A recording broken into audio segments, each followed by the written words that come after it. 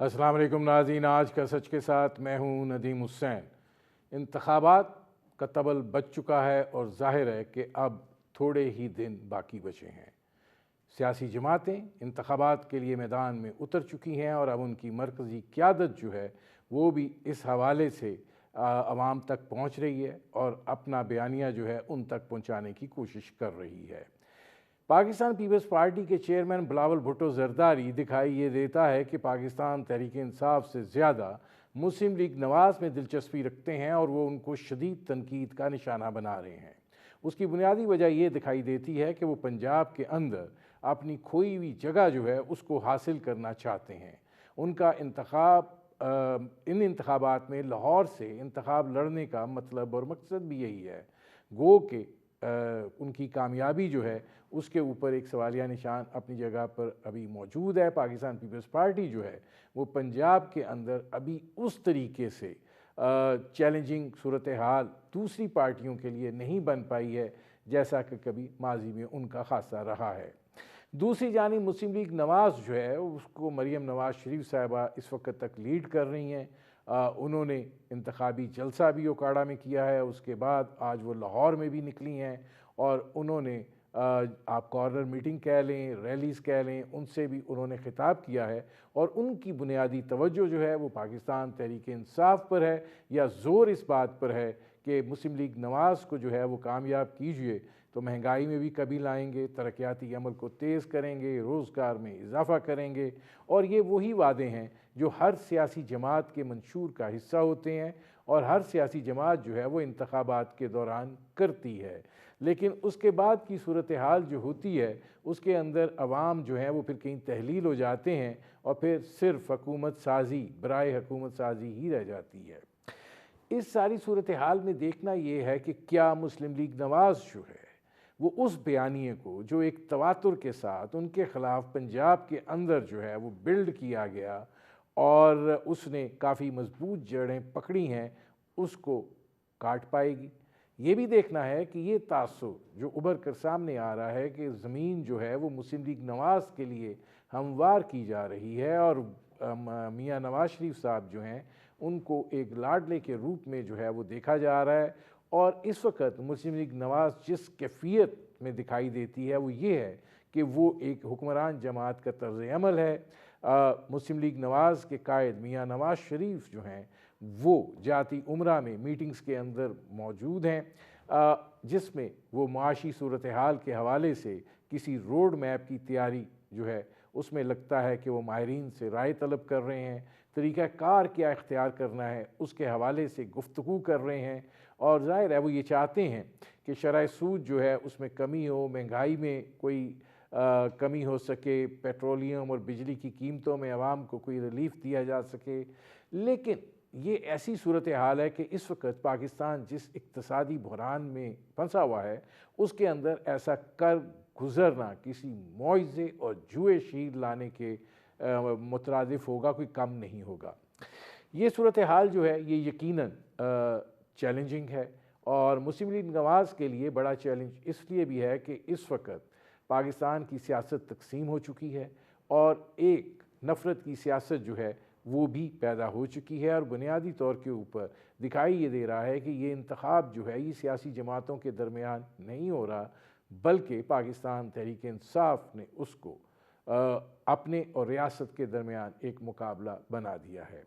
Anti establishment रवैया जो है वो हमेशा पॉपुलर रहता है लेकिन इस दफ़ा सूरत हाल मुख्तलिफ है क्योंकि 9 मई को पाकिस्तान तहरीक इंसाफ ने अपने पाँव पर ख़ुद कुल्हाड़ी मारी और ये वो गलती है जिसका खमियाजा उनको भी बड़े तवील अरसे तक भुगतना है और वो भुगत भी रहे हैं। अब देखिए जो चैलेंजेस हैं इसमें मुस्लिम लीग नवाज़ जो है उसको एक बयानिया भी इख्तियार करना है। ये बात कही गई थी कि 15-16 जनवरी तक मुस्लिम लीग नवाज़ का एक बड़ा मरबूत, जामे, ठोस और मुस्तकबिल के लाए अमल को लेकर एक मंशूर जो है वो सामने आएगा, लेकिन वो अभी तक नहीं आया है।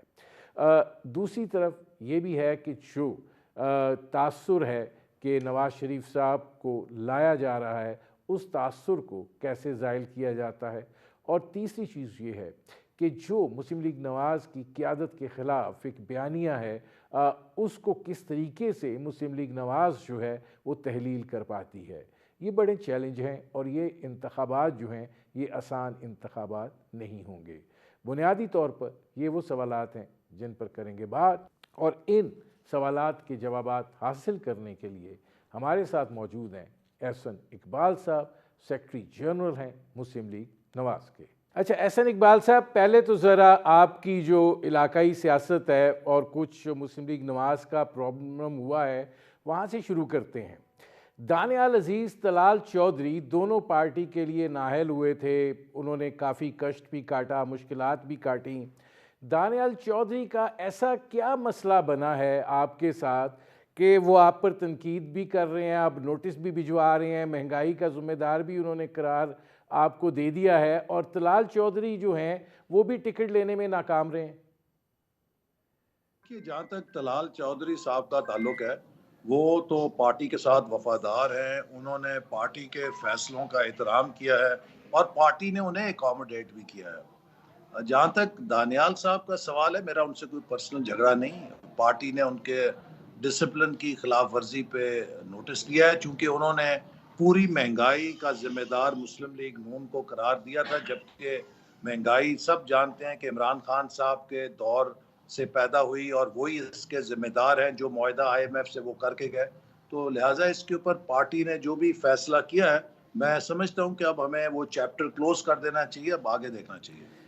صرف ایک چھوٹا سا سوال اس میں, کیونکہ وہ یہ کہہ رہے ہیں کہ آپ نے جو بات کی کہ وہ PTI کا ٹکٹ لینا چاہتے تھے اور آخری دنوں میں وہ آگے, وہ کہتے ہیں یہ غلط ہے, میں اس پہ نوٹس بھجوا رہا ہوں. دیکھیے میں وہ بھجوا دیں اس کا میں جواب دوں گا, لیکن میں ان پر نہ بات کرنا چاہتا ہوں نہ اس بحث میں ملوث ہونا چاہتا ہوں, چونکہ ہمارے سامنے بڑے مقاصد ہیں.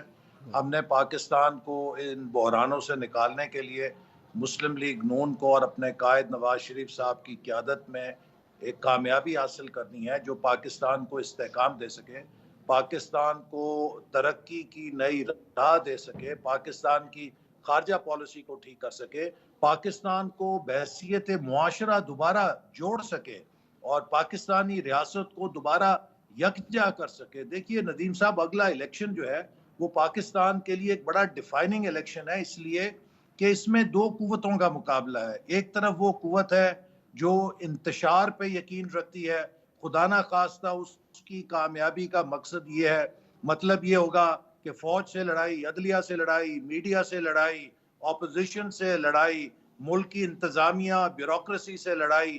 تو کیا ہم اس قسم کے انتشار کا متحمل ہو سکتے ہیں؟ دوسری طرف مسلم لیگ نون یقین رکھتی ہے کہ اب ہمیں قومی یکجہتی کے ساتھ اور قومی ہم آہنگی کے ساتھ آگے بڑھنا ہے. اچھا اس میں احسن اقبال صاحب اب ذرا آتے ہیں معاملات کی طرف. سپریم کورٹ سے ایک فیصلہ آیا جس میں بلے کا نشان جو ہے وہ تحریک انصاف سے لے لیا گیا. اس کے بعد چیف جسٹس قاضی فائز عیسیٰ صاحب کے اوپر جو ہے سوشل میڈیا پہ ایک ٹرولنگ شروع ہوئی اور بڑے برے طریقے سے ہوئی. اب ایک JIT بھی بنا دی گئی ہے. ظاہر ہے انسانی حقوق کے جو ادارے ہیں وہ اس فیصلے کو مختلف انداز میں دیکھ رہے ہیں, قانونی ماہرین جو ہے وہ اس فیصلے کو مختلف انداز میں دیکھ رہے ہیں. کچھ کا خیال ہے کہ اس سے بنیادی جو ڈھانچہ ہے اس کی چولیں ہل گئی ہیں, اور کچھ یہ کہتے ہیں کہ نہیں یہ سیاسی فیصلہ کرنے سے قاضی فائز عیسیٰ صاحب نے اعتراض کیا, یہ قانونی فیصلہ ہے. آپ کا اس پہ کیا رد عمل ہے؟ دیکھیے ندیم صاحب, بات یہ ہے کہ پاکستان تحریک انصاف کو الیکشن کمیشن 2021 سے نوٹس بھیج رہا تھا کہ آپ پاکستان کے قانون کی خلاف ورزی کرتے ہوئے انٹرا پارٹی الیکشن نہ کرانے کے مرتکب ہو رہے ہیں اور آپ کی رجسٹریشن کینسل ہو سکتی ہے. اب اگر PTI نے مسلسل ان نوٹسز کو نظر انداز کیا اور اپنے الیکشن نہیں کرائے, تو آپ مجھے بتائیے کہ کیا اگر کوئی جماعت یہ کہے کہ اس کو نام نہاد لیول پلینگ فیلڈ کے اوپر پاکستان کے قانون سے ماورا کردہ قرار دے دیا جائے اور وہ ان تمام قوانین سے استثناء رکھتی ہے کہ جس کے اوپر پاکستان کی تمام دیگر سیاسی جماعتیں عمل درآمد کرتی ہیں, تو وہ کس ملک کے آئین اور قانون میں اس بات کی اجازت دی جاتی ہے؟ سپریم کورٹ کوئی پنچایت نہیں ہے جیسی کہ پچھلے دور میں اس کو بنا دیا گیا تھا۔ بندیال صاحب اور کھوسا صاحب اور گلزار صاحب اور ثاقب نثار صاحب کے دور میں جو فیصلے ہوتے رہے اس میں آئین اور قانون ایک طرف ہوتا تھا اور پنچایتی فیصلے زیادہ ہوا کرتے تھے، سیاسی فیصلے زیادہ ہوا کرتے تھے۔ تو پی ٹی آئی کو بھی شاید عادت پڑ گئی تھی کہ سپریم کورٹ کا مقصد یہی ہے کہ وہ ان کے لیے کوئی پنچایتی فیصلہ کرے۔ سپریم کورٹ کا فرض یہ ہے کہ وہ آئین اور قانون کے دائرے میں یہ دیکھے کہ کیا چیز قانونی ہے اور کیا چیز غیر قانونی ہے۔ چونکہ پی ٹی آئی نے اپنے انتخابات نہیں کرائے تھے اور الیکشن کمیشن اور پاکستان کے اندر جو پولیٹیکل پارٹیز کا قانون ہے اس کی خلاف ورزی کی ہوئی تھی، تو وہ اس کی زد میں آئے ہیں۔ یہ کام سپریم کورٹ کا نہیں کہ اگر کوئی سیاسی جماعت اپنا ہوم ورک نہ کرے تو وہ اس کو اس سے استثناء دے دے۔ انہوں نے قانون کے ترازو کے اوپر سب کو برابر تولنا ہے۔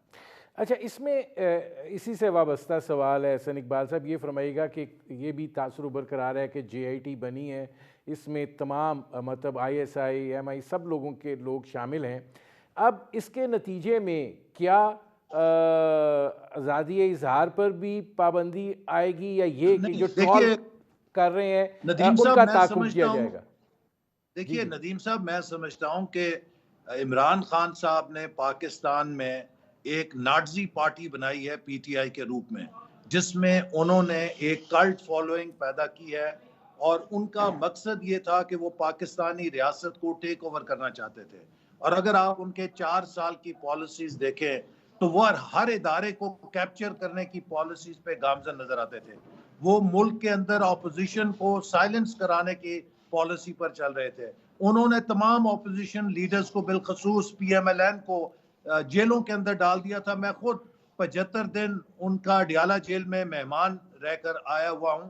اسی طرح ہماری تمام صف اول کی لیڈرشپ جھوٹے کیسز کے اندر الجھا کر اور ملوث کر کے اس کو جیلوں میں ڈالا گیا، میڈیا کو سائلنس کرایا گیا، سول سوسائٹی کو سائلنس کیا گیا، اور پھر جو آخری ان کا بڑا گھنونا کھیل تھا، وہ چاہتے تھے کہ جس طرح انہوں نے جوڈیشری کو پولیٹیسائز کر دیا ہے وہ فوج کے ادارے کو بھی پولیٹیسائز کریں، جو خدا نہ خواستہ اگر ان کی سکیم 9 مئی کی کامیاب ہو جاتی، پاکستان بالکل انٹرنلی امپلوڈ خدا نہ خواستہ کر سکتا تھا۔ اب یہ جو ان کے ٹرولرز ہیں، ان کا کام صرف یہی ہے کہ ایک انہوں نے مشین تیار کی ہے، جیسے ہٹلر نے اپنے فیلڈ ریجمنٹس تیار کیے تھے جو اس کے ناقدین، اس کے مخالفوں کو ہراساں کرتے تھے، ان کے گھروں پہ حملہ کرتے تھے تاکہ ہٹلر کے خلاف کوئی فیصلہ نہ کر سکے، ہٹلر کے خلاف کوئی آواز نہ اٹھا سکے۔ تو آپ دیکھیں ایک پورا پیٹرن ہے کہ ان کا ٹرولنگ بریگیڈ جو ہے وہ کبھی الیکشن کمیشن کے پیچھے پڑتا ہے جب وہاں پر ان کے مقدمے کی سماعت ہوتی ہے، کبھی وہ سپریم کورٹ کے پیچھے پڑ جاتا ہے جب ان کی سماعت ہوتی ہے، کبھی وہ فوج کے پیچھے پڑ جاتا ہے جب انہیں فوج سے کوئی مطلب ہوتا ہے، کبھی وہ صحافیوں کی حجامت کر رہا ہوتا ہے جب کوئی صحافی ان کے اوپر تنقید کر دے۔ تو یہ ایک بڑا فیشسٹ ویپن ہے جس کو پی ٹی آئی نے ڈیولپ کیا، اور مجھے یہ کہنے میں کوئی اس پہ آر نہیں ہے کہ بدقسمتی سے اس تمام فیشسٹ پروپیگنڈے کی جو شاخیں ہیں وہ امریکہ کے اندر ان کے حمایتیوں کے اندر ہیں، وہ صاحبان کہ جو خود تو امریکہ کی جمہوریت کے مزے لے رہے ہیں، لیکن پاکستان میں وہ چاہتے ہیں کہ عمران خان جیسی ایک فیشسٹ لیڈرشپ جو ہے وہ سٹیٹ کیپچر کرے۔ خود تو وہ اپنے لیے ڈیموکریٹک اینڈ فنڈامنٹل رائٹس امریکہ میں بیٹھ کے انجوائے کرتے ہیں۔ جب ان کو کہا جاتا ہے کہ آپ کو اگر اتنا درد ہے تو آئیے امریکہ کی شہریت چھوڑیے اور امریکہ کے مزے چھوڑے، پاکستان آئیں، اسٹرگل کریں۔ ہم بھی الحمدللہ امریکہ چھوڑ کے پاکستان آئے ہیں، 30-35 سال سے اسٹرگل بھی کیا ہے، اس لیے کہ آئی بلیو ان پاکستان۔ تو یہ لوگ جو بیرون ملک بیٹھے ہیں وہاں سے پاکستان کی سلامتی کے خلاف، آج آپ دیکھیے کہ پاکستان کے خلاف انٹرنیشنل لیول پہ پاکستان کی ڈی برانڈنگ کرنے کے لیے، پاکستانی ریاست کی بدنامی کرنے کے لیے سب سے بڑی ٹرولنگ جو ہے وہ پی ٹی آئی کر رہی ہے۔ وہ رو نہیں کر رہی، وہ انڈیا کے لوگ نہیں کر رہے، وہ پی ٹی آئی کر رہی ہے۔ یہ کس کا ایجنڈا پورا کر رہے ہیں؟ تو کیا ان لوگوں کا حساب نہیں لینا چاہیے؟ نہیں چاہیے۔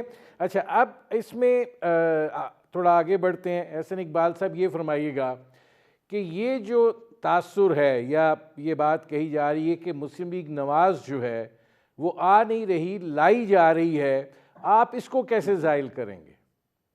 آپ مجھے بتائیں کہ 2013 میں ہم لائے گئے تھے، ہم ووٹوں کی طاقت سے آئے تھے. آپ مجھے بتائیے کہ 2018 میں جب پورے پاکستان کا سسٹم جو ہے وہ عمران خان کی پوسٹ کے اوپر تھا, پوری اسٹیبلشمنٹ اس کی پوسٹ کے اوپر تھی, ثاقب نثار کی قیادت میں جوڈیشری اس کی پوسٹ کے اوپر تھی, پنجاب میں سے مسلم لیگ نون سب سے بڑی جماعت بن کر ابھری, کوئی مسلم لیگ نون کا بازو یا انگلی پکڑ کے لایا تھا, یہ عوام کی طاقت تھی. یہ مسلم لیگ نون کی کارکردگی ہے, اس کی پرفارمنس ہے, اس کا عوام کے ساتھ رشتہ ہے. نواز شریف کی قیادت پہ لوگوں کا اعتماد ہے کہ جس نے مسلم لیگ نون کو 13 میں بھی کامیاب کیا, 18 میں بھی کامیاب کیا, لیکن آر ٹی ایس سسٹم کو بٹھا کر اور جہازوں کو چلا کر اور انڈیپینڈنٹس کو ورگلا کر اس اکثریت کو اقلیت میں تبدیل کر دیا گیا, اقلیت کو اکثریت بنا دیا گیا. تو مجھے آپ بتائیں کہ 2018 میں جو ہم جیتے ہیں تو ہمیں کس نے انگلی پکڑی تھی؟ پورا سسٹم جو ہے وہ تو ہمارے خلاف چل رہا تھا, ہم جیتے تھے. تو اس لیے مسلم لیگ نون کے خلاف جو سسٹم تھا اگر وہ ختم ہو گیا ہے تو اس کا یہ مطلب تو نہیں ہے کہ کوئی ہماری مدد کر رہا ہے. اس کا مطلب صرف یہ ہے کہ ہماری مخالف چلنے والی جو ہوائیں تھیں ان کو سبق آ گیا ہے کہ ان سے غلطی ہوئی. اب انہوں نے اپنے پنکھے بند کر دیے جو ہمیں سامنے سے ہوائیں دے رہے تھے. تو اگر ہماری مزاحمت نہیں ہو رہی تو اس کا یہ مطلب تو نہیں کہ ہمیں پیچھے سے کوئی دھکا دے رہا ہے. ہمیں تو پاکستان کے عوام کی تائید پر اور اللہ تعالیٰ کی تائید پہ بھروسہ ہے, جس کے ساتھ انشاءاللہ تعالیٰ ہم 8 فروری کو ایک تاریخی کامیابی حاصل کریں گے. اچھا, اس میں یہ جب استدلال دیا جاتا ہے, بات یہ کہی جاتی ہے کہ جس طریقے سے پاکستان تحریک انصاف کو تتر بتر کیا گیا ہے, یہ ایک لندن پلان کا حصہ ہے, اور یہ جو یہاں تک آ گیا کہ سپریم کورٹ سے جو فیصلہ آیا یہ بھی اس کی کنٹینیویشن ہے. پاکستان تحریک انصاف کے بانی نے کہا, اور یہ زمین جو ہے وہ ہموار کی جا رہی ہے ایک خاص پارٹی اور ایک خاص لیڈر کے لیے.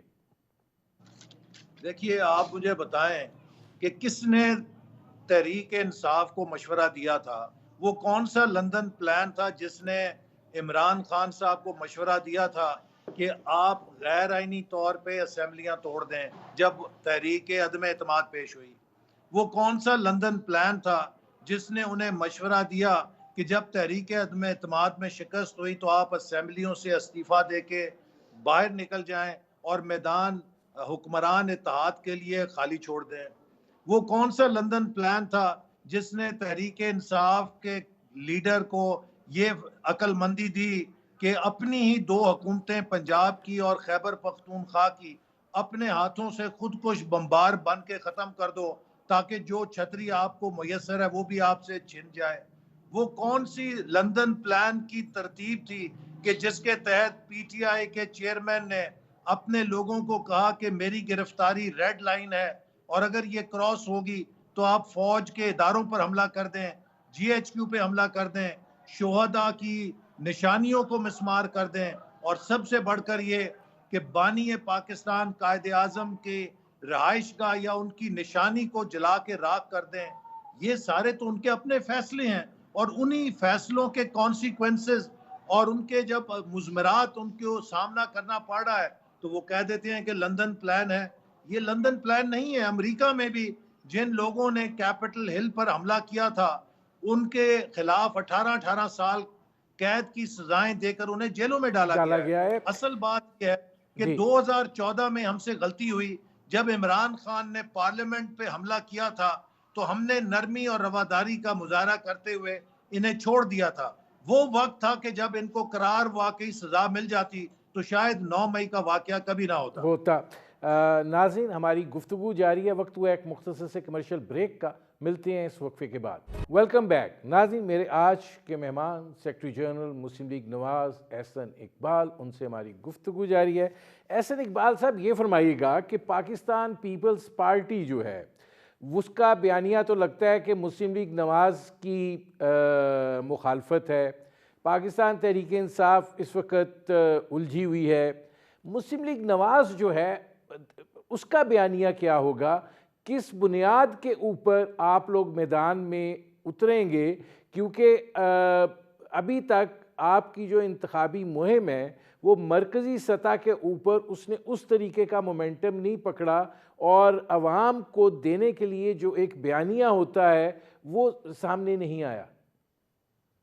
جی ندیم صاحب دیکھیے، سب سے پہلی بات یہ ہے کہ پاکستان پیپلز پارٹی جو ہے وہ اس وقت کوشش یہ کر رہی ہے کہ جو پی ٹی آئی کا ڈسگرنٹلڈ ووٹر ہے، کہ جس کو عمران خان صاحب نے anti P M L N platform فارم پہ اکٹھا کیا ہے، وہ اس کو اپنی طرف راغب کر سکے. لہٰذا اگر پیپلز پارٹی نے پی ٹی آئی کے ووٹر کو اپنی طرف راغب کرنا ہے تو اس کا ایک ہی راستہ ہے کہ وہ ہمیں برا بھلا کہیں، وہ ہم پہ تنقید کریں. تو اس میں کوئی اچنبے کی بات لیکن نہیں ہے. احسن اقبال صاحب، آپ لوگ جتنی خاموشی سے سب کچھ سن رہے ہیں، آپ شاید مستقبل کی پیش بندی کر رہے ہیں. نہیں، ہم مستقبل کی پیش بندی نہیں کر رہے. ہم یہ سمجھتے ہیں کہ جو عمران خان صاحب نے سیاست کا معیار بنا دیا ہے کہ سیاسی بیانیہ یہی ہوتا ہے کہ جو دوسروں کو گالی گلوچ کے اوپر بنایا جائے، جو دوسروں کے خلاف نفرت کے اوپر بنایا جائے، اس بیانیے کی پاکستان کو ضرورت نہیں ہے. پاکستان کو ایک مثبت بیانیے کی ضرورت ہے. پاکستان کو ایک تعمیر اور ترقی کے بیانیے کی ضرورت ہے. پاکستان کو ایک انکلوسیو گورننس اور کولیبریٹو گورننس کے بیانیے کی ضرورت ہے.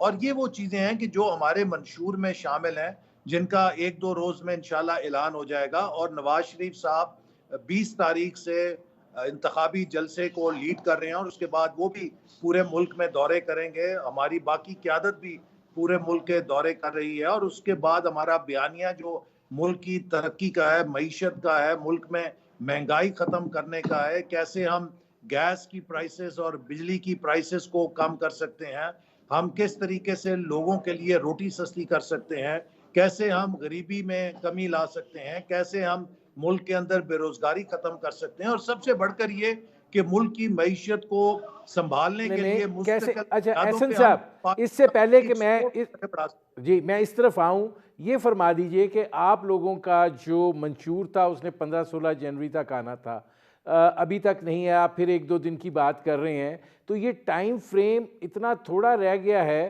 تو آپ کو لگتا ہے کہ آپ اس کو سیل آؤٹ کر سکیں گے لوگوں تک اس محدود مدت میں؟ جی بالکل. مسلم لیگ نون اس کے لیے نہ صرف یہ کہ اپنے قائدین کی قیادت سے اس کو آگے پھیلائے گی، بلکہ آپ یہ دیکھیں گے کہ ہماری جو میڈیا کیمپین ہے، اس کی کمیونیکیشن کیمپین کے ذریعے بھی اس پر کام کیا جائے گا. تو اگلے 3 ہفتوں کے اندر پاکستان مسلم لیگ نون کا پروگرام اور اس کا منشور جو ہے اس کو ہم عوام تک پہنچانے کے لیے بھرپور کمیونیکیشن اسٹریٹجی کے ساتھ جائیں گے. اور پاکستان کے عوام کا ہم پہ ٹرسٹ ہے، چونکہ 2013 اور 18 میں اگر آپ دیکھیے، ہم نے مہنگائی کو جن کو بوتل میں بند کیا، لوڈ شیڈنگ ختم کی، ہم نے دہشت گردی ختم کی، ہم نے سی پیک جیسا منصوبہ کامیابی سے چلا کر دکھایا. تو پاکستان کے لوگوں کے لیے ہم کوئی اجنبی پارٹی نہیں ہے، نئے لوگ نہیں ہیں. پنجاب کے اندر جو ہمارے 10 سال کا دور تھا، وہ پنجاب کے اندر بہترین ترقی کا دور تھا جو شہباز شریف صاحب کی قیادت میں ہوا. تو اس وقت پنجاب کے اندر بالخصوص ہر گاؤں میں، ہر قصبے میں، ہر شہر کے اندر ہمارے ترقی کی مثالیں موجود ہیں، لوگوں کا اعتماد موجود ہے. اسی طرح دیہات میں جو ہمارے پالیسیز پہنچیں جس سے زراعت پہ اثر پڑا، لوگوں کو rural farm to market roads ملی، اور قصبوں کی ترقی ہوئی، چھوٹے شہروں میں ڈیولپمنٹ ورک ہوا.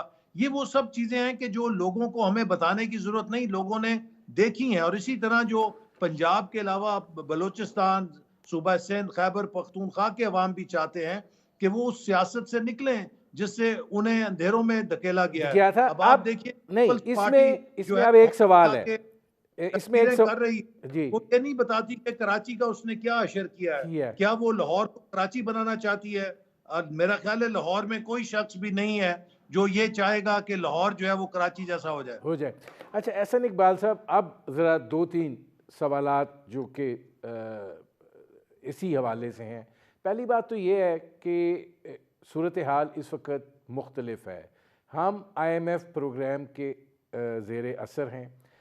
16 ماہ کی آپ کی حکومت میں آئی ایم ایف نے ناک سے لکیریں نکلوائی تھیں اور شہباز شریف صاحب کی مداخلت پر جا کر یہ معاہدہ ہوا تھا. آپ اس عرصے میں عوام کو کوئی ریلیف نہیں دے پائے تھے. اب ہم ایک مرتبہ پھر آئی ایم ایف پروگرام کے اندر ہیں، شرائط کے ساتھ ہیں. آپ لوگ ایک ایسی بات کر رہے ہیں کہ گیس کی قیمت کم کرنی ہے، بجلی کی قیمت کم کرنی ہے، مہنگائی کو کنٹرول کرنا ہے، पेट्रोलियम प्राइसेस को नीचे लाना है, क्या मुल्क की मईशत के अंदर IMF प्रोग्राम के अंदर रहते हुए वो कौन सा ऐसा मुइज़ा रूनुमा होगा कि आप ये सब कर सकेंगे? देखिए, पहली बात नदीम साहब ये है कि पाकिस्तान की जो रिफॉर्म्स हैं वो हमने इसलिए नहीं करनी कि हम किसी IMF के प्रोग्राम में हैं, वो हमें खुद अपने लिए करनी है कि हम पाकिस्तान के जो खसारे हैं, चाहे वो मालियाती खसारा है, चाहे वो तजारती खसारा है, उसको हम ख़त्म करें ताकि हम एक स्टेबल बेसिस के ऊपर ग्रो कर सकें। मैं बार बार कहता हूँ कि हमारे लिए एक बहुत बड़ा चैलेंज है, आज से 25 साल बाद इस खिते में इंडिया और पाकिस्तान अपनी 100 साल की तकरीबात मनाएंगे। हमें आज पता है कि इंडिया उस वक्त किस सतह पे होगा, क्या पाकिस्तान उसके हमपल्ला होगा या पाकिस्तान एक लो इनकम कंट्री होगा। इसका फैसला 8 फरवरी को होना है कि अगले 5 सालों के लिए हम इस मुल्क में इंतशार की बुनियाद रखते हैं या हम स्टेबिलिटी की बुनियाद रखते हैं। मुस्लिम लीग नून ने पहले भी 2013 और 18 के दरमियान IMF के प्रोग्राम को कंप्लीट भी किया, प्राइसेस को भी कंट्रोल किया और ग्रोथ भी हम लेकर आए। अगर हमारी हुकूमत को 2018 में ना निकाला जाता तो हम उसके तसलसल में एक पायदार तरक्की के रास्ते पे चल जाते हैं। लेकिन अब जो हमारे सामने चैलेंजेस हैं, हमें इनका इदराक है और पहले 2 सालों के अंदर हम कोशिश करेंगे कि इस्लाहात जो दरकार हैं उनको अमल किया जाए, उन पर अमल दरामद के ज़रिए हम अपने मुआशी ढांचे को, जो मैक्रो इकनॉमिक फ्रेमवर्क है, उसको स्टेबल करें और इसके बाद फिर हम एक ग्रोथ की तरफ पेशकदमी करें। और इस पायदार तरक्की को हम तभी सस्टेन कर सकते हैं जब हमारी एक्सपोर्ट्स बहुत तेज़ी के साथ ग्रो करें, क्योंकि हमारी तरक्की के लिए हमें फॉरेन एक्सचेंज की ज़रूरत होती है। हम इंपोर्ट पे चले जाते हैं ग्रोथ के साथ, लेकिन उस तनासुब से एक्सपोर्ट्स नहीं कर सकते कि ज़र मुबादला हासिल भी करें। लिहाजा हमें फिर कर्ज़ों पे इन्हिसार करना पड़ता है, हमें अपने दोस्तों की इमदाद पे इन्हिसार करना पड़ता है। इससे निकलने का यही रास्ता है कि हम अपनी एक्सपोर्ट्स को बढ़ाएं, हम अपनी इंपोर्ट सब्स्टिट्यूशन करें, अपनी लोकल प्रोडक्शन एग्रीकल्चर की और दूसरे आइटम्स की फ़रोग दें, अपनी रेमिटेंसेस को बढ़ाएं ताकि ज़र मुबादला हमारे पास ज़्यादा आए, फॉरेन डायरेक्ट इन्वेस्टमेंट पर हम तवज्जो दें ताकि मुल्क में ज़र मुबादला आ सके। तो ये वो सब चीज़ें हैं जो हमने पहले भी की हैं और इनको हम ज़्यादा फोकस होके करेंगे। अच्छा, इसमें एहसन इकबाल साहब ये फरमाइएगा कि प्रॉब्लम ये है कि इस वक्त ज़ाहिर है निगरान सेटअप है, SIFC के तहत कुछ चीज़ों को कंट्रोल भी किया जा रहा है, गो कि उसकी सदारत जो है वो निगरान वज़ीर आज़म करते हैं और ये एक पॉलिसी फ्रेमवर्क तवीलुल मियाद और दरमियानी मुद्दत की सूरत हाल पर बनाया गया है। आपकी जब हुकूमत आती है तो पॉलिटिकल जमात जो होती है उसका अपना एक एजेंडा होता है, तो ये कहीं कॉन्फ्लिक्ट ऑफ इंटरेस्ट हो के क्लैश की सूरत हाल तो नहीं पैदा होगी? देखिए नदीम साहब, जो SIP है ये हमारी हुकूमत के आखिरी दिनों में बना था और इसको हमने हाइब्रिड निज़ाम की बुनियाद पे नहीं बनाया। ये कोई हाइब्रिड सिस्टम नहीं है, ये होल ऑफ गवर्नमेंट अप्रोच है कि पाकिस्तान के तमाम इदारे, क्योंकि जो इन्वेस्टर्स हैं वो ये शिकायत करते हैं कि हम जब पाकिस्तान आते हैं तो एक बात हम वफाकी हुकूमत से करके जाते हैं, सूबे में हमें फिर चक्कर लगवाए जाते हैं, सूबे से हम बात करते हैं तो लोकल गवर्नमेंट कुछ और चक्कर लगवाती है, फिर हम वफाक की एक वजारत से बात करते हैं तो दूसरी वजारत कोई और बात कर देती है। तो लिहाजा एक वन स्टॉप ऑपरेशन के तौर पे, जहाँ पर तमाम वफाकी महकमे भी हैं, सिविल मिलिट्री लीडरशिप भी है, इसी तरह फेडरल और प्रोविंशियल गवर्नमेंट्स भी हैं, वो एक फोरम पे इकट्ठे हैं ताकि हम पाकिस्तान में सरमायाकारी को और जो इकोनॉमिक डिसीजंस हैं जिनका सरमायाकारी से या एक्सपोर्ट से ताल्लुक है, उनको हम एक पेज पर होके कर सके। मैं समझता हूँ कि उस लिहाज से ये एक बहुत मुस्बत पेशरफ्त है कि जिसमें पाकिस्तान के तमाम इकोनॉमिक स्टेक होल्डर्स बैठकर इत्तफाक राय से फैसले करें ताकि उनके अंदर कोई एम्बिगुइटी ना हो और उनकी इम्प्लीमेंटेशन के अंदर फिर बॉटलनेक्स ना हो और स्विफ्ट इम्प्लीमेंटेशन हो। तो इसमें कोई कॉन्फ्लिक्ट मुझे नजर नहीं आता। अगर हमारे पास एक प्रोग्राम है जिसको हम इम्प्लीमेंट करना चाहते हैं तो SIFC हमें एक ऐसा प्लेटफॉर्म फराहम करता है कि जिससे हम उन फैसलों पर यकीनी और फौरी अमल दरामद मुमकिन बना सकेंगे। अच्छा, इसमें ये फरमाइएगा कि ज़ाहिर है इस वक्त जो मुल्क की इक़्तिसादी सूरत हाल है, आपको लगता है कि हुकूमत में आने के बाद آپ عوام کو کچھ دے سکتے ہیں؟ کیونکہ ایک مرتبہ پھر امیدوں کا جو ہے وہ ہمالیہ کھڑا کیا جا رہا ہے، جو تحریک انصاف کے بانی نے بھی کھڑا کیا تھا. تو آپ کو لگتا ہے کہ ملک کے اندر جس نے اگلے 4 سال میں $120 ارب کے قرضے واپس کرنے ہوں، جو آئی ایم ایف کی زنجیروں میں جکڑا ہوا ہو اور آئندہ پھر آئی ایم ایف کے میں جانے کی جو ہے جستجو ہو، تو آپ عوام کو کچھ دے پائیں گے؟ دیکھیے، یقیناً عوام کو ریلیف ملے گا، لیکن جیسے میں نے کہا کہ ہمیں 5 سال کی مدت میں اپنے اکنامک پروگرام کو ڈیوائیڈ کرنا ہے، اور پہلے 2 سال ہم نے وہ تمام اصلاحات کرنی ہے. ہم نے ملک کی معیشت کی بنیادوں کو ٹھیک کرنا ہے کہ جس سے ہم ایسا نہ ہو کہ جو گروتھ کی طرف جائیں پھر ہمیں 2 سال بعد کریش کرنا پڑے. تو یہ 2 فیزز ہوں گے.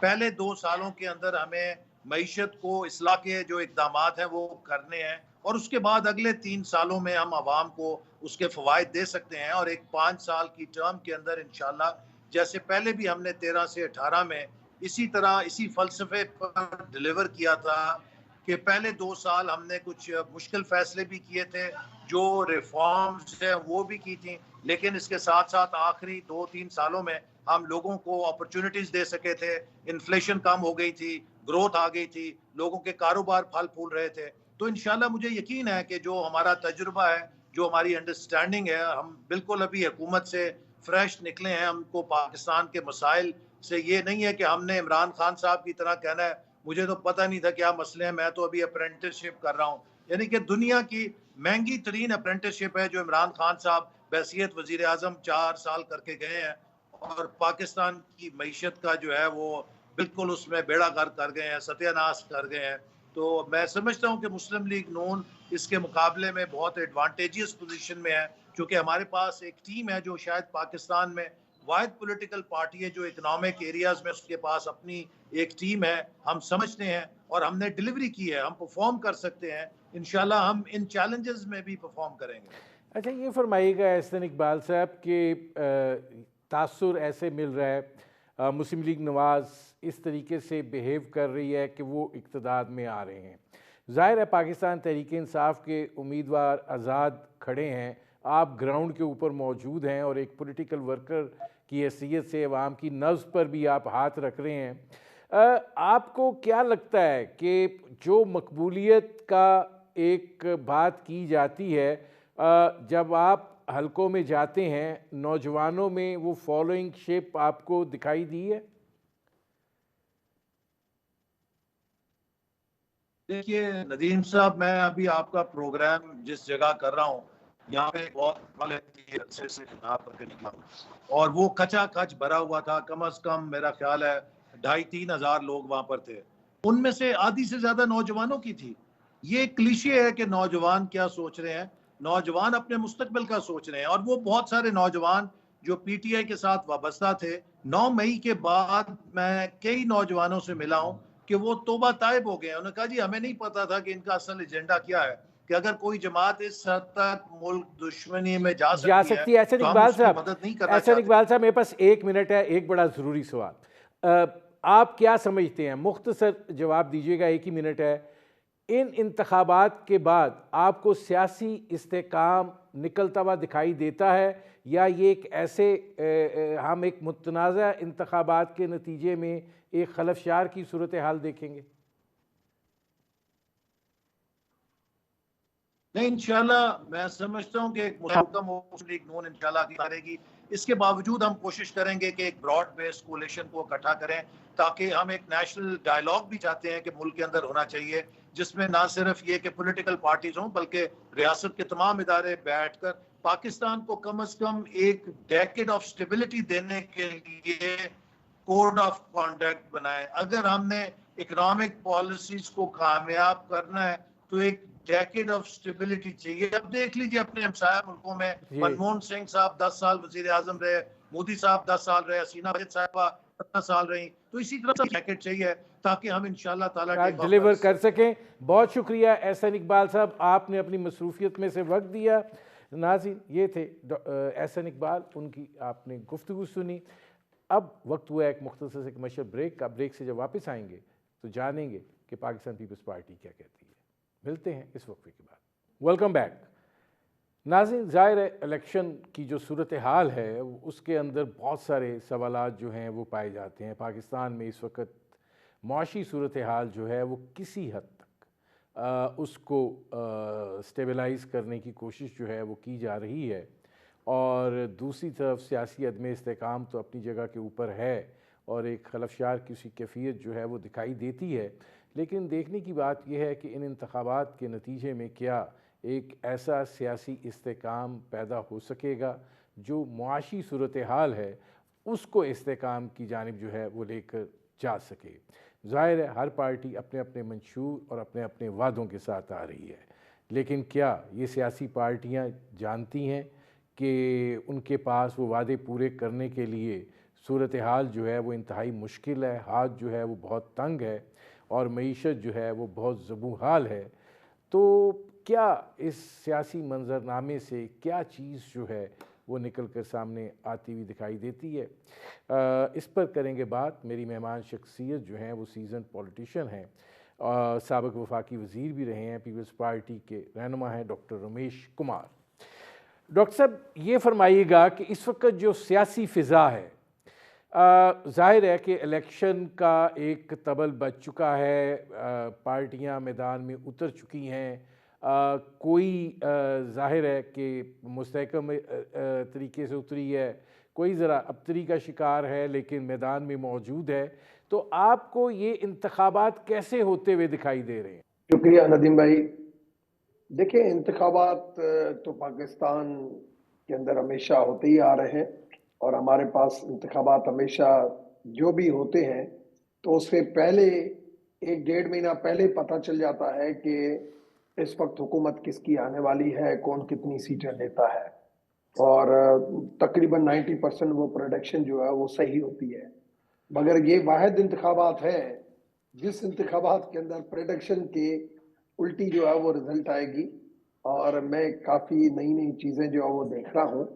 اور انتخابات کے بعد آپ سمجھیں کہ ایک سیٹ اپ بن جائے اور پاکستان کی اکانومی یا پاکستان کے اندر کوئی اسٹیبلٹی کی طرف چیزیں جائیں گی، جو میں نہیں سمجھ رہا ہوں.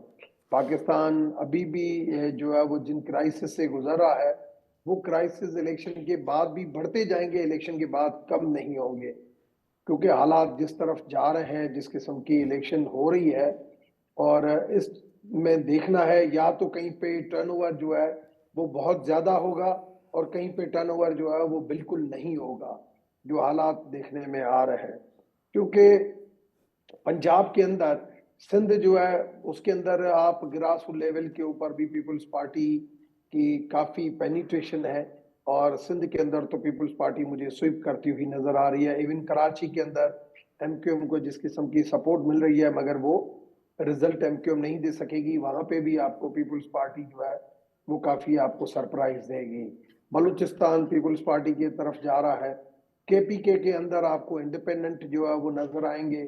پنجاب کے اندر بھی آپ کو انڈیپینڈنٹ زیادہ نظر آئے گا بنسبت نون لیگ کے. اگر آپ ریشو نکالیں گے کہ پی ایم ایل لائن جو ڈیپینڈ کرتی ہے کہ میں سندھ اور بلوچستان سے تو نہیں لوں گی، مگر میں پنجاب کے اندر 50% سے زیادہ ووٹ لے کے اور میں فیڈرل گورنمنٹ بناؤں گا، میں نہیں سمجھتا. مجھے فیڈرل گورنمنٹ میں پی ایم ایل لائن جو ہے وہ اپوزیشن میں نظر آ رہی ہے، نیشنل اسمبلی میں مجھے گورنمنٹ میں نظر نہیں آ رہی ہے. ڈاکٹر رمیش کمار صاحب یہ فرمائیے گا کہ آپ یہ بات کہہ رہے ہیں کہ مسلم لیگ نواز جو ہے وہ آپ کو اپوزیشن میں دکھائی دے رہی ہے. ابھی جب مریم نواز شریف نکلی ہیں تو جو عوامی رد عمل ہے شاید ان کو بھی توقع نہ ہو کہ اس نوعیت کا ہوگا جو ان کو ملا ہے. لیکن دوسری جانب پاکستان تحریک انصاف جو ہے پنجاب کے اندر کی جو لیڈرشپ ان کی انتخاب لڑ رہی ہے وہ جیلوں میں بھی ہے، اور بعض بڑے مارکات الارا حلقے بھی جو ہیں وہ موجود ہیں. آپ پنجاب کی سیاسی صورتحال جو ہے اس کو کیسے دیکھ رہے ہیں، اور یہ جو شفافیت والا معاملہ ہے ان انتخابات کے حوالے سے، ایک یہ اور دوسرا کہ یہ ایک امن و امان سے اور ایک اچھے ماحول میں ہو جائیں گے؟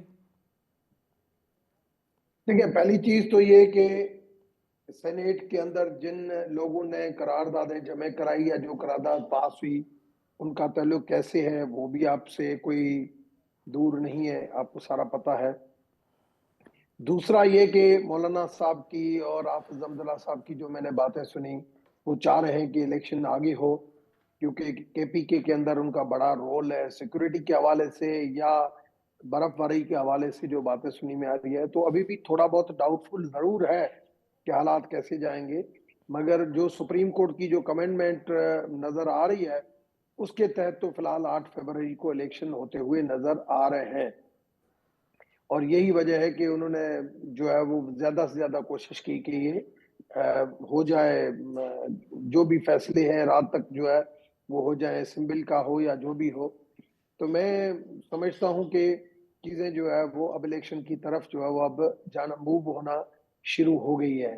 رہی بات رزلٹ کی، تو رزلٹ ہر جگہ پہ جو ہے وہ یہ تو پاکستان کی سیاست میں پہلی مرتبہ نہیں ہو رہا ہے، ہمیشہ ایسا آ رہا ہے، جو جیتتا ہے تو خوشی مناتا ہے، جو ہارتا ہے وہ ہارتے ہوئے بھی کہتا ہے کہ میں نے، چاہے اس کے ساتھ زیادتی ہوئی ہو چاہے نہیں ہوئی ہو، مگر پرسنٹیج جو ہے وہ کمپلینوں کا اتنا ہوتا ہے کہ جو جینین کمپلینٹ ہوتی ہے وہ بھی اس جو ہارے ہوئے، ویسے ہونا یہ چاہیے کہ آدمی جو ہارے الیکشن کے اوپر کانفیڈنس اپنا اتنا ہونا چاہیے لوگوں کا کہ جو ہارا وہ مانے کہ میں ہار گیا، جو جیتا وہ کہے کہ جیت گیا، دوسری کو جیت کو جو ہے وہ اپنی ہار تسلیم کرے، مگر پاکستان میں ایسے ہوتا نہیں ہے۔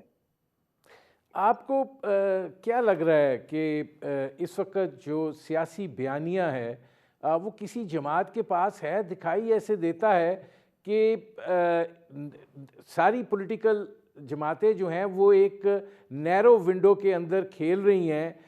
پیپلز پارٹی جو ہے وہ مسلم لیگ نواز کو تنقید کا نشانہ بنا رہی ہے کہ پنجاب میں کوئی صورتحال بہتر ہو سکے۔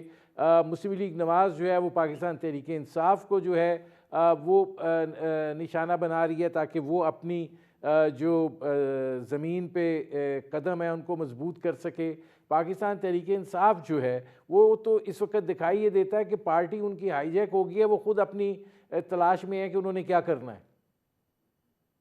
دیکھیں پہلی چیز تو یہ کہ پاکستان کے جو اس وقت کرنٹ انٹرنیشنل لیول کے اوپر اور فائنینشل ایشوز کے اوپر جو حالات ہیں اس میں کوئی پولیٹیکل پارٹی پاکستان کو کرائسس سے نہیں نکال سکتی، یہ بات ماننی پڑے گی۔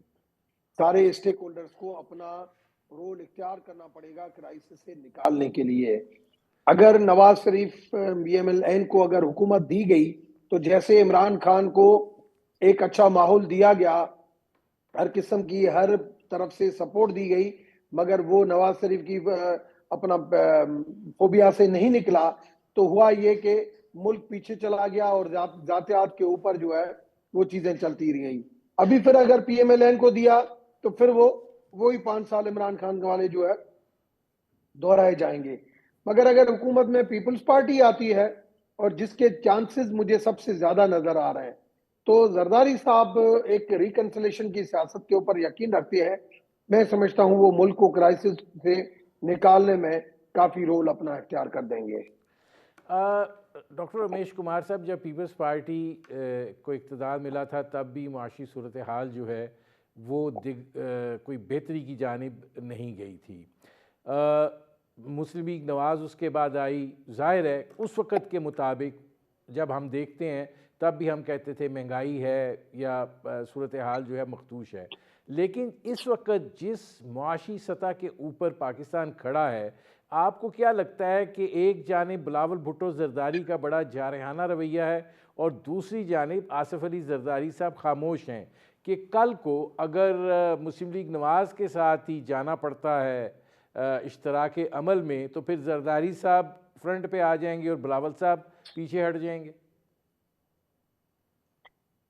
سیاست کے اندر کچھ بھی ہو سکتا ہے، اور آپ نے ماضی میں اگر دیکھو کہ ہر پولیٹیکل پارٹی نے ایک ریکنسلیشن کی سیاست کے اوپر یقین رکھا، یہی ایم کیو ایم تھی جس کو کبھی قاتل لیگ کہتے تھے مگر دوبارہ ان کے ساتھ مل گئے، یہی کیو لیگ تھی جس کے ساتھ میاں صاحب کے کیا طریقہ کار تھا، دونوں ایک پولیٹیکل پارٹی مگر میاں صاحب چودھری صاحب کے پاس چلے گئے۔ تو یہ ہر پولیٹیکل پارٹی میں، یہ صرف اور صرف یہ راستے جو بند کیے تھے وہ عمران خان صاحب نے بند کیے تھے، جو ابھی خود بند گلی میں پہنچ گیا ہے، جو نہیں کرنا چاہیے تھا۔ میں خان صاحب کے ساتھ رہا اور خان صاحب کو میں نے ان حوالوں سے بہت سمجھایا کہ آپ جن لوگوں کے ارد گرد گھومتے ہیں، جو آپ کے ارد گرد لوگ گھومتے ہیں، وہ آپ کو غلط مشورہ دے رہے ہیں اور ان کو کوئی سیاسی سمجھ نہیں ہے۔ سیاست کے اندر ہمیشہ اوپن دروازے ہوتے ہیں، اور صبر، تحمل اور برداشت، اس کی روایت کو قائم رکھنا چاہیے اگر کامیاب سیاستدان بننا ہے تو۔ اگر کامیاب سیاستدان نہیں بننا ہے اور اگر آپ ایگریسولی طریقے سے جائیں گے، تکبر کی سیاست ہوگی، تو وہ نہیں خدا کو پسند ہے، اور یہ پھر بدلے کی جو ہے وہ آگ بڑھتی جائے گی، اور یہ ملک کی حالات کے حوالے سے بہت ہی مشکل جو ہے وہ آپ کے لیے ہوگا۔ کہ میں نے پہلے بھی کہا تھا، مگر خان صاحب کو وہ چیزیں سمجھ میں نہیں آئی، پی ایم ایل این آئی تو اس کو سمجھ میں نہیں آئی۔ تو اس وقت جو حالات ہیں، میں نہیں سمجھتا کہ ملک کو کرائسس سے نکالنے کے لیے کوئی ایک پولیٹیکل پارٹی کوئی فیصلہ کر سکے گی، یا یہ الیکشن جو ہے وہ ملکی حالات کے لیے کوئی بہتر جائیں گے۔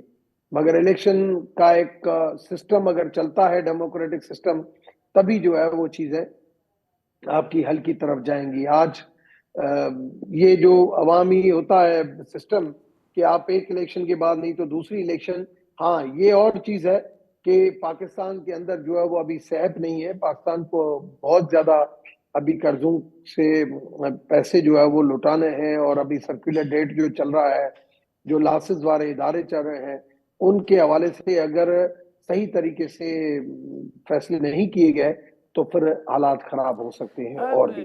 یہ فرمائیے گا کہ پاکستان تحریک انصاف جو ہے، ظاہر ہے اس نے نفرت کی ایک ایسی سیاست کو جنم دیا ہے کہ جس کے نتیجے میں انہوں نے معیار جو ہے وہ اختلاف کو نہیں رکھا ہے، وہ بنیادی طور پر انہوں نے اینڈ ہی کر دیا ہوا ہے ہر چیز کا، اور وہ ایک نفرت کی ایسی انہوں نے لائن کھینچ دی ہے کہ ان انتخابات میں آپ کو لگتا ہے کہ اس نفرت کی سیاست میں سے کوئی اچھا صورتحال جنم لے گی؟ دیکھیں، ہر مذہبی کتاب کیا کہتا ہے؟ کہتا ہے کہ ہر انسان کے اندر خدا بستا ہے اور اسے محبت کی جائے۔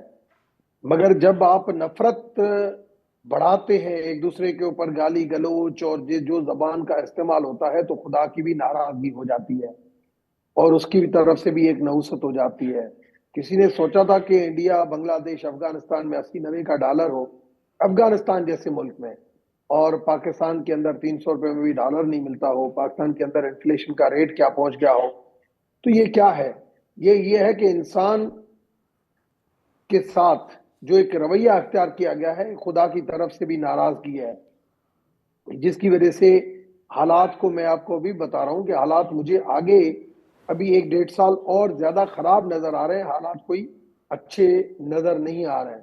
الیکشن ہونی چاہیے، اور الیکشن کے اندر اس وقت جو ایسٹرولوجی جو ہے، جو نجومت ہے، وہ بتا رہی ہے کہ آصف علی زرداری صاحب کے جو ستارے ہیں، اگر 8 فروری کو الیکشن ہوتی ہے تو پیپلز پارٹی جو ہے وہ کنگ میکر پارٹی ہوگی، اور پیپلز پارٹی جو ہے وہ جو بھی فیصلے کرے گی وہ ملک کے بہتر حساب سے جائیں گی۔ مگر 8 فروری کو الیکشن نہیں ہوتے ہیں، یا کچھ ایسے حالات بن جاتے ہیں، آگے چلے جاتے ہیں، تو پھر جو ہے وہ کچھ بھی ہو سکتا ہے۔ نہیں، لیکن نواز شریف صاحب تو جس طریقے سے اپنے شب و روز گزار رہے ہیں، اس سے تو وہ لگتا ہے کہ وہ حکومت سازی جیسی صورتحال میں دیکھ رہے ہیں، وہ میٹنگز کر رہے ہیں، وہ معاشی پلان تیار کر رہے ہیں، وہ ایکسپرٹس کو بلا رہے ہیں، تو ان کا ذرا جو ظاہری عمل ہے وہ تو ایسا ہے کہ ان کو یہ یقین ہے کہ ان کی حکومت آ رہی ہے۔ پہلی میں 2013 میں بھی پی ایم ایل این میں تھا، اور یہی باتیں کی گئی کہ میں اس طریقے سے معاشی پلان بنا رہا ہوں، یہ کر رہا ہوں۔ اور جب میاں صاحب ابھی 17 مہینے کی گورنمنٹ میں آئے، تب بھی یہ باتیں کی، مگر آپ نے دیکھا کہ دن بہ دن حالات خراب کیے اور حالات اچھے نہیں کیے۔ تو میں تو یہ سمجھتا ہوں کہ اگر پی ایم ایل این کی حکومت کو لایا گیا تو پی ایم ایل این کی حکومت آئی تو وہی بدلے کی آگ میں چلتی رہے گی، اور ملک کو بہت زیادہ پیچھے دھکیل دے گی، اور وہ پاکستان کی بہت بڑی بدقسمتی ہوگی اگر P M L N government میں آ گئی۔ اس وجہ سے اس وقت جو حالات جا رہے ہیں اس حالات میں جو پیپلز پارٹی کے لیے زیادہ اچھے ہیں اور اس کو ایک اسپیس دی جائے کہ پیپلز پارٹی حکومت بنائے کہ ملک کے لیے بھی فائدہ ہوگا اور بدلے کی آگ میں پھر نہیں جائیں گے اور اس کا فائدہ جو ہے وہ ملک میں کو ہوگا، عوام کو ہوگا، کچھ بہتری کی طرف سچویشن جائیں گا. جائے گی. بہت شکریہ باقی اگر ڈاکٹر رمیش کمار صاحب. ناظرین یہ تھے ڈاکٹر رمیش کمار، ان کی آپ نے گفتگو سنی. میرے پروگرام کا وقت ختم ہوا، اب تک کے لیے اتنا ہی. اجازت دیجیے، اللہ حافظ.